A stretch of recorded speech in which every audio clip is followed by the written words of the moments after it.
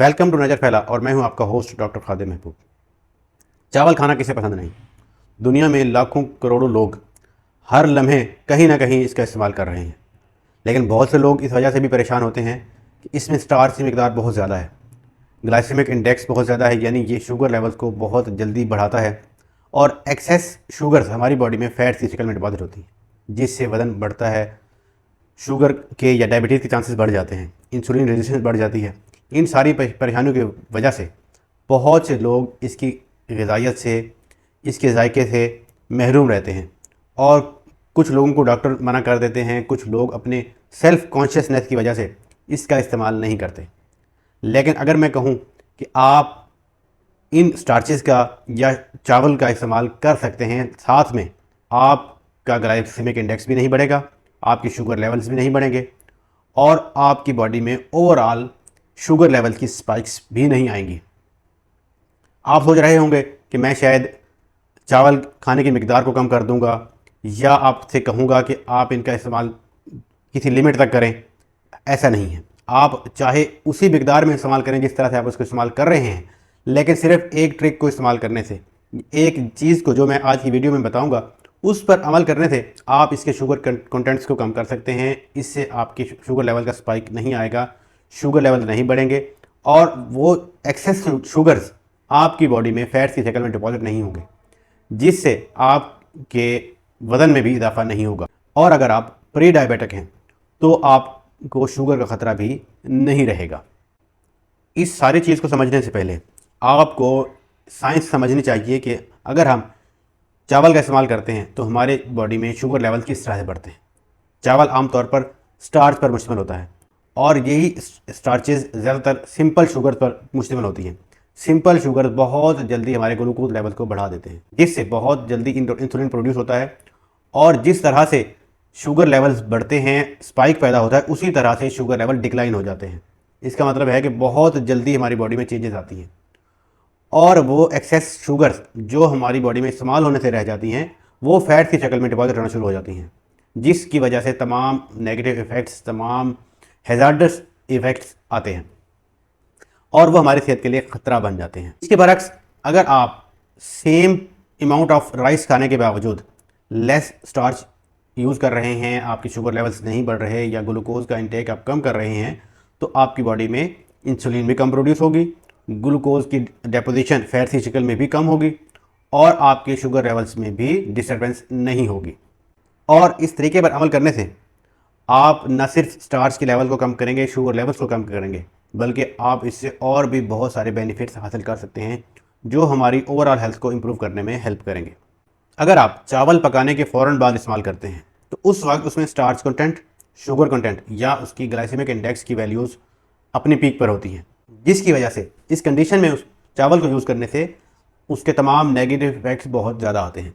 इसके बरक्स अगर आप चावल पकाने के बाद थोड़ी देर के लिए रख दें या उसको 12 से 24 घंटे के लिए रेफ्रिजरेट कर दें या फ्रिज में रख दें, तो इस कूलिंग इफेक्ट की वजह से उसके स्टार्च कंटेंट या ग्लाइसेमिक इंडेक्स उसका कम हो जाता है, क्योंकि साइंसी तहकीक के मुताबिक इस कूलिंग इफेक्ट से शुगर जो आम तौर पर इमारफस हालत में होता है वो क्रिस्टलाइन कंडीशन में तब्दील हो जाता है। इस रिट्रोग्रेडेशन के प्रोसेस से उसके शुगर कंटेंट्स या स्टार्च कंटेंट्स बहुत कम हो जाते हैं, या दूसरे लफ्ज़ों में इस तरह से कहें कि स्टार्च की क्रिस्टलाइन फॉर्म हमारी बॉडी में सही तरीके से डाइजेस्ट नहीं होती, क्योंकि जब हम नॉर्मली स्टार्च को यूज़ करते हैं तो हमारी बॉडी में उसको डाइजेस्ट करने के लिए एंजाइम्स पाए जाते हैं, जबकि कूलिंग इफेक्ट के बाद जो रेजिस्टेंस स्टार्च प्रोड्यूस होता है उसको डाइजेस्ट करने के लिए हमारी बॉडी में एंजाइम्स ही नहीं है, जिसकी वजह से वो हमारी बॉडी में डाइजेस्ट नहीं होता। जब वो डाइजेस्ट नहीं होगा तो हमारी बॉडी में शुगर्स नहीं बढ़ेंगे, शुगर्स नहीं बढ़ेंगे तो इंसुलिन रेजिस्टेंस भी नहीं बढ़ेगी और हमारा वज़न भी नहीं बढ़ेगा और वो हमारी बॉडी से इसी तरह से एक्सक्रीट हो जाएगा। इसका दूसरा फ़ायदा ये होगा कि इंटेस्टाइन में गुड बैक्टीरियाज या जिसको हम नॉर्मल फ्लोरा कहते हैं वो पाए जाते हैं, जिनको हम प्रोबायोटिक्स भी कहते हैं। जब रेजिस्टेंस स्टार्च बॉडी में एब्जॉर्ब नहीं होता, बॉडी में डाइजेस्ट नहीं होता, तो यही स्टार्च इन प्रोबायोटिक्स के लिए खुराक का काम करता है, यानी ये उनके लिए प्रीबायोटिक्स का काम करता है। यही प्रीबायोटिक्स उन बैक्टीरियाज की नशोनुमा में इजाफा करता है, जिसकी वजह से हमारी कोलोन या हमारी इंटेस्टाइन की हेल्थ बेहतर हो जाती है उसमें पैदा होने वाली इन्फ्लेमेशन कम हो जाती है। और ये यूजफुल बैक्टीरिया एक ख़ास किस्म के short chain fatty acid produce करते हैं जिसको ब्यूटरेट कहते हैं। और ये ब्यूटरेट भी हमारी कोलोन या हमारी ओवरऑल बॉडी में बहुत सारे मैजिकल फंक्शंस प्रोड्यूस करता है। ब्यूटरेट की वजह से हमारी कोलोन की हेल्थ इंप्रूव हो जाती है। ये हमारी कोलोन को कैंसर से बचाता है और हमारी बॉडी से इन्फ्लेमेशन को कम करता है। अब वो जॉइंट्स की इन्फ्लेमेशन भी हो सकती है या बॉडी में कहीं पे भी इन्फ्लेमेशन है, ये उसको भी कम करने में हेल्प करता है। इसके अलावा ये एक और insulin sensitive compound M butyrate की प्रोडक्शन में भी हेल्प करता है, जो कि हमारे ब्रेन सेल से भी इन्फ्लेमेशन को कम करती है और हमारे न्यूरॉनल फंक्शन को इम्प्रूव करती है।